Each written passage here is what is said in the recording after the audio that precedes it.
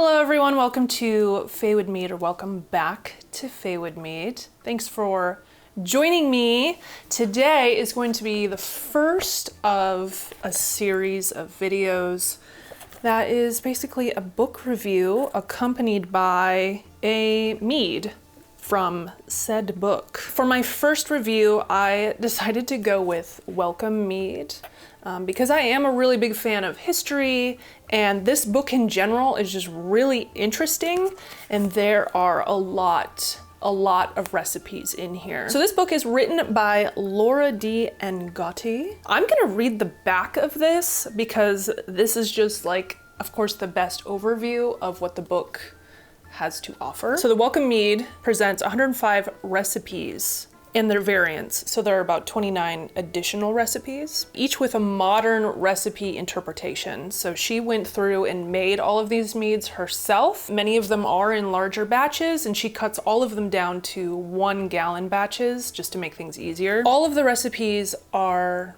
taken from 17th and 18th century English household recipe books. And these are all held in the Wellcome Library in London. So recipe books during that time could have culinary recipes, but oftentimes mead recipes would be found with medical recipes. Ingredients, equipment, and methods used. She also discusses all of the ingredients, all of the equipment, and methods that were used to produce these meads in their original form. She does also discuss the changes in meads in their recipes as they evolve over time, and what the factors are in influencing those changes. So at some point, lemons enter the scene, and English people become obsessed with adding lemons to everything.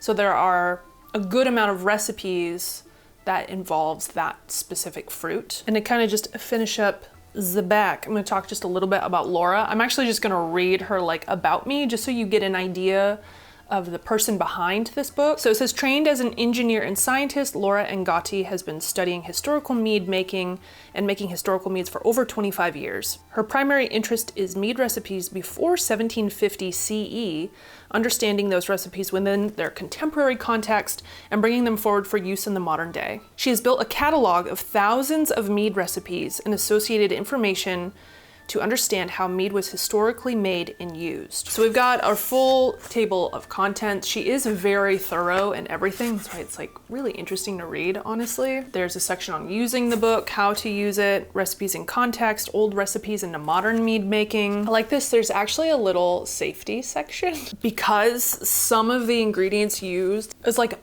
deer musk and something from sperm whales was included in some recipes. Here's another one called Selecting Recipes, and it says the Wellcome Library holds approximately 500 receipt books. And she does say that about half of the manuscripts contain at least one recipe for mead. It really shows how mead was really in the household. It says about 40% of those contain a single recipe, and about 65 contain 1 or 2. So something to note, she has, recipes in context. So 17th and early 18th centuries were a time of great political, economic, social, religious, and technological change. Since it's sort of happening globally, you can see certain ingredients, like I'd mentioned earlier, citrus, which hadn't been involved in any recipes prior to 1600, surges appear in about 1/3 of mead recipes by the end of the century. It goes over old recipes and modern mead making, plant identifications, measurements, assumed medicinal and humor properties,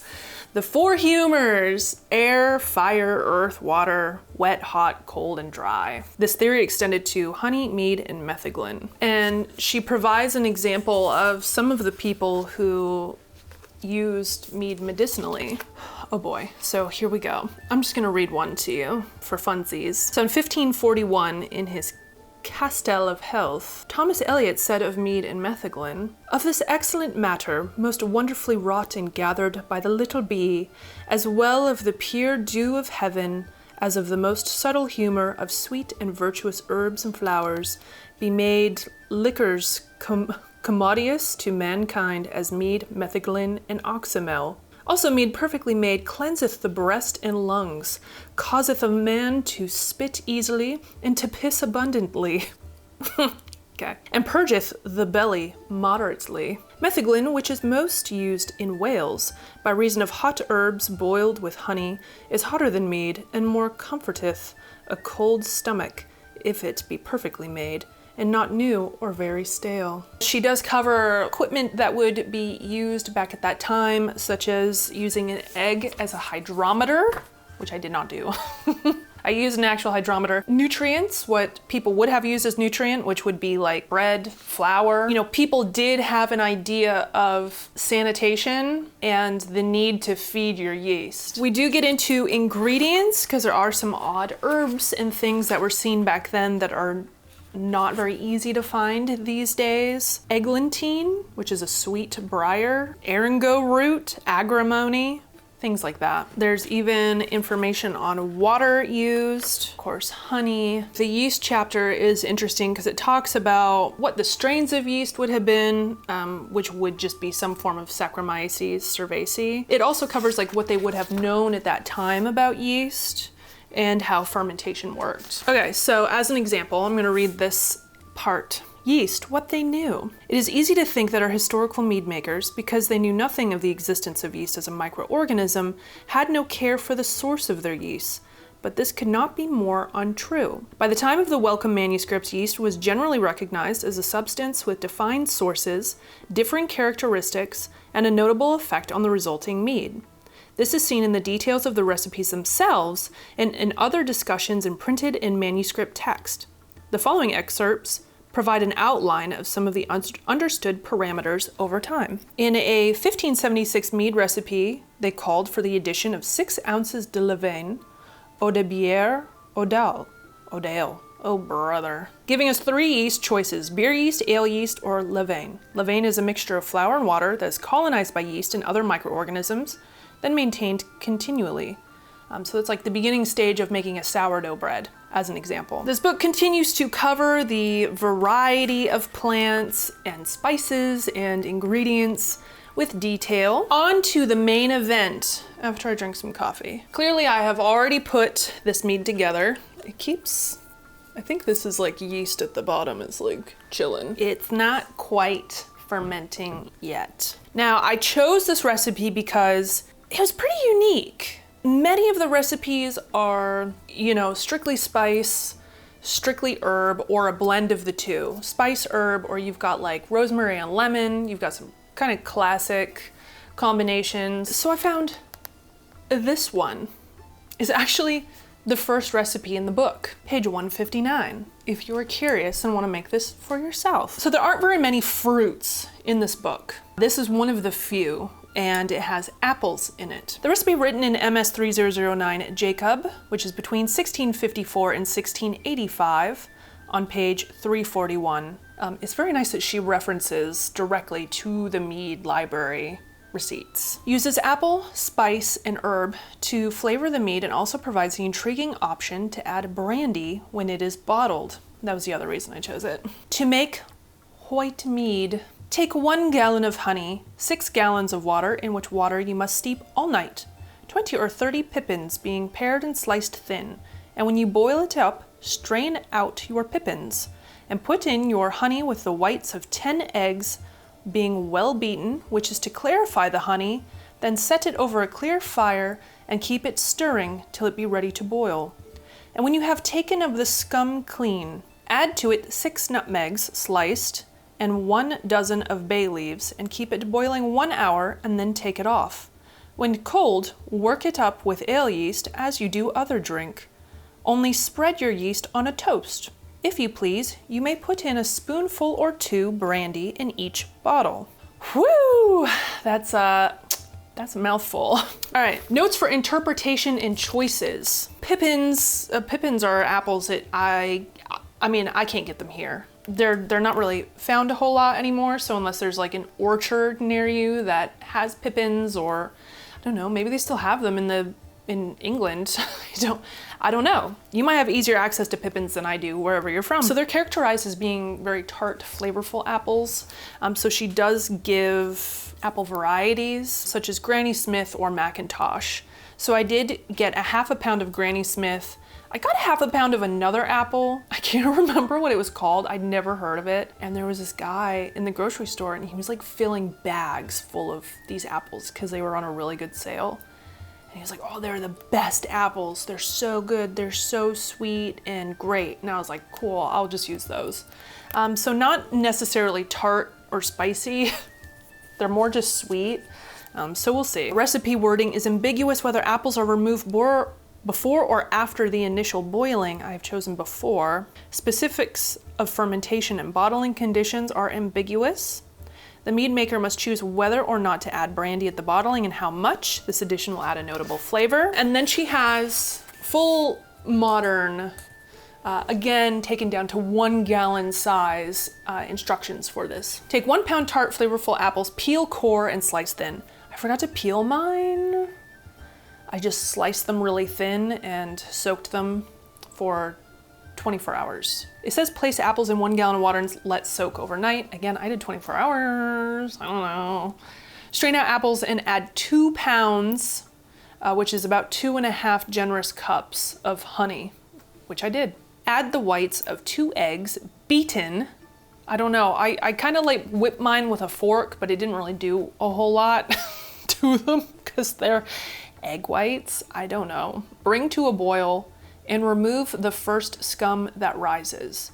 So as a side note, the honey that I used, I used some Costco honey because boiling does take away a lot of subtle flavors in the honey. The more like complexity that the honey has, it's gonna die down a bit when you boil it. I have never boiled honey, so I was surprised by the amount of scummy weirdness that was on the top.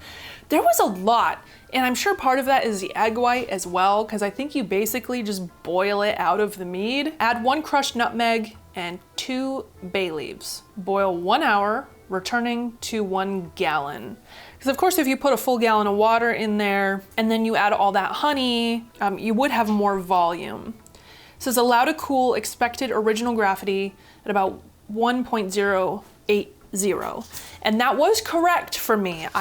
I did get a gravity 1.080, however, I am under 1 gallon. Toast a small piece of bread, spread with active ale yeast, and place yeast down in fermenter. I dug out a little piece of frozen baguette because I thought something like that would be, I guess, the closest thing to bread that might have been used, a type of like artisanal bread. The ale yeast that I chose was Safale 05. I have friends who've used that yeast and a lot of people speak highly of it. And then it just says follow preferred fermentation, aging, and bottling protocols. At bottling, if desired, add 2 to 4 ounces of brandy per gallon. That's it. I hope you like that review. I do have a link in the description through bookshop.org. I have an affiliate link that you can click on, and I have a little book list for recommended reading, or books that I have that I've been enjoying, and the Wellcome Mead book is in that list. 10 out of 10, recommend. Overall, my personal views on this book, I legitimately really enjoyed it. It's very interesting. Again, I'm a fan of history. Enough of this. When we continue on, we will see the next stages to this mead. I started this on the 9th. It is now the 26th. So it's been a while. The inside of this looks really gross. I'm not gonna lie. Louis saw this and he was like, what, is that a fish? I was like, why would I put fish in my mead? That's how gross it looks because of I think it's because of the bay leaves. The bread is all like soft and weird looking. It just doesn't look nice in here. Because everything's floating and I don't want to like continue disturbing this, I need to take everything out or else we're gonna start risking molds. Got a clean, sanitized container. Rules of racking, one vessel needs to be higher than the other.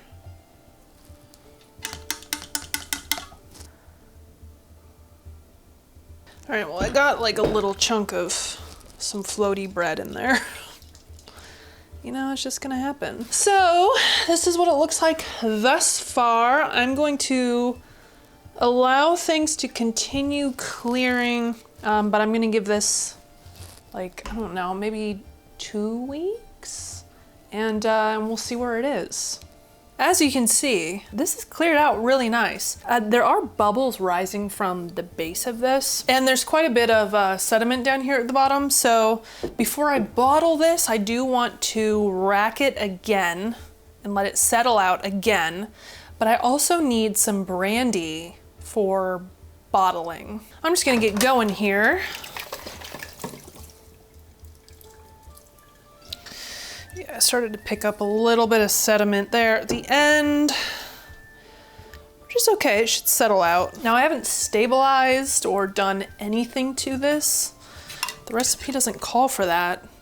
I do want to see if this is fermented out. It is like 1.004. I do want to taste this. Since I resisted last time, I'm going to taste it this time. Something to note. I had never seen this. I mean, I kind of thought about it, but you know, I was supposed to peel these actually, the apples, before I soaked them, and I like missed that part. But in general, for apples, before you ferment with them or do anything, Man-Made Mead is the one who I got this tip from, because he works with apples a lot with his like apple and cinnamon mead, which is really good, by the way. He will boil them. He'll like flash boil the whole apples for 5 minutes to remove that wax, because otherwise you can get a waxy like flavor in your mead, and obviously we don't want that. How interesting. I get like that youthful mead taste in the back. This has only been not even a month and a half though, so that makes sense. Very interesting. Very, very interesting. I don't know what to say about it quite yet. I don't feel like it's really fair to talk about it yet because it is so young.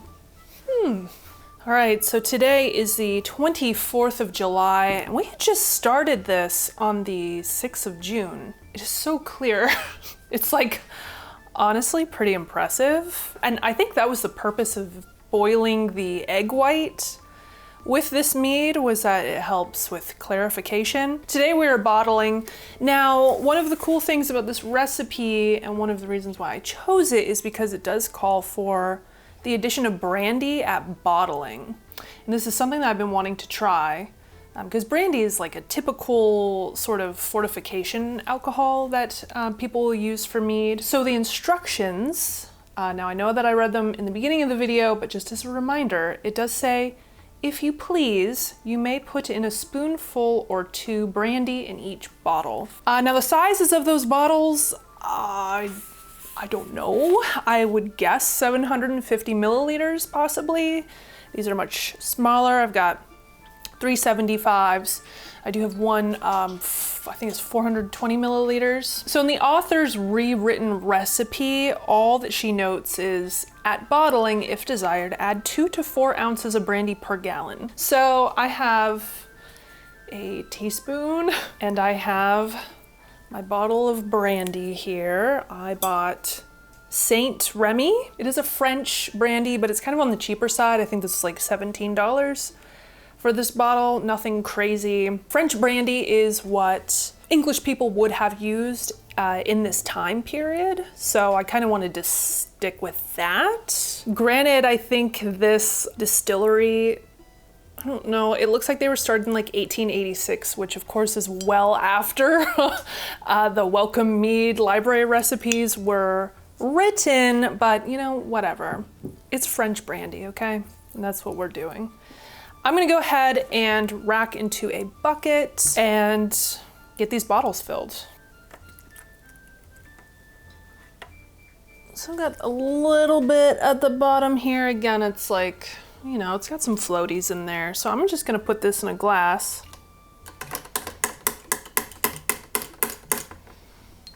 Because of the addition of brandy, I am going to stop just a little bit short as I'm filling these bottles.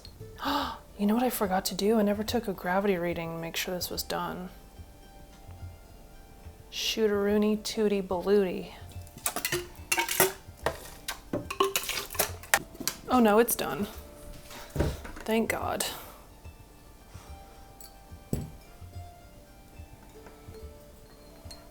Okay, there we go. My golly.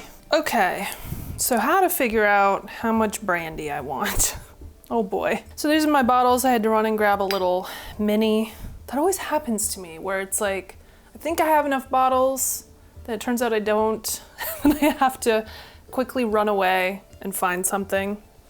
And then the dregs. I don't know, it's kind of a lot of dregs that I have here. I have a half a teaspoon, I have a full teaspoon, spoonfuls. Smells good. I'm gonna take this like half a teaspoon and just see how I feel about this in my drink.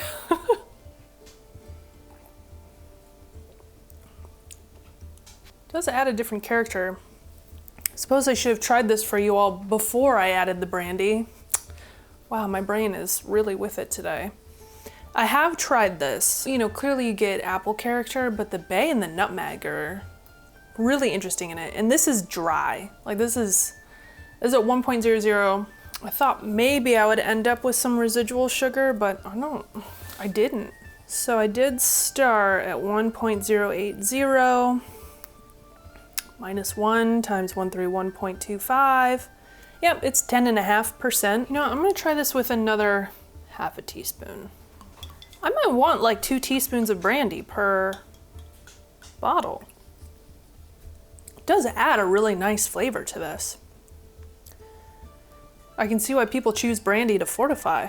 I think it actually adds a little bit of sweetness, which this mead definitely needs. So a tablespoon, which is what might be considered a spoonful, I don't know, is 3 teaspoons. A full teaspoon in a glass this size would actually be about half of one of these bottles, I think. I'm gonna put 2 teaspoons in each bottle, just based off of that assessment. Maybe I should try just this brandy alone too. I did not do that. Just like the tiniest little taster here.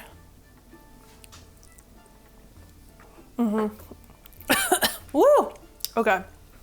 Oh God. Not much of a liquor drinker. But that is a really nice flavor. This is gonna be a very messy 2 teaspoons. Oh boy. This is not great. Okay, it's fine, everything's fine, we're fine here. Now because this mead is still quite young, yeah, it's not quite 2 months old yet, I'm gonna bottle these, set them to the side for a minute, and then we're gonna try them once they have bottle conditioned a little bit here in just a second. So here we are going to officially taste this mead. It hasn't been bottled for very long, TBH, so I'd be very interested to know how it ages out, how it tastes in like 6 months or a year. I will do a year update on this mead because I know for this video it's all encompassing. You have seen the very beginning all the way to the tasting, which is great. I love that. I hope that you enjoy the format of this video. Since this is the first of a series that I want to do. Overall, this book is awesome. Even just to get mead history, and history specifically in England when they were drinking a lot of metheglins. Honestly, most of these are metheglins. Even if you're not like a super fan of that style. I mean, this is just a cool book with a lot of information in it and how people used to make mead. This is a lovely color. It is, I mean, it's super clear. There's such a like strong fruit note, but I know that's from the French brandy. So interesting.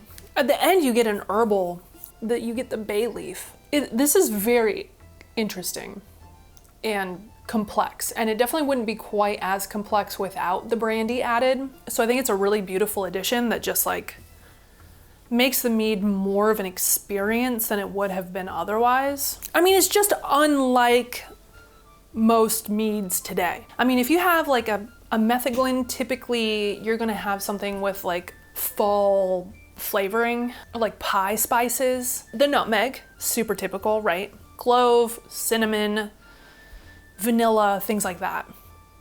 But this weird nutmeg and bay leaf and apple, and then the brandy. I mean, it's just, I mean, bay leaf. Who puts bay leaf in mead?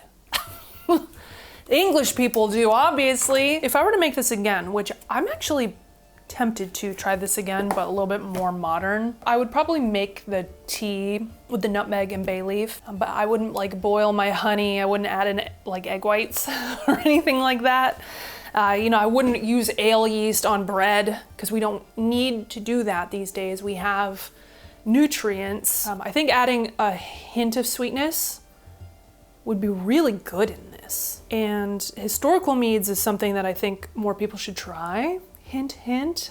Just because it's a very different experience. The brandy, I think the brandy level's perfect, and it just adds that layer of complexity that's really nice. And I think that this, I mean, this is already nice how it is, but I think it would just be that much nicer, you know? Well, thank you so much for watching.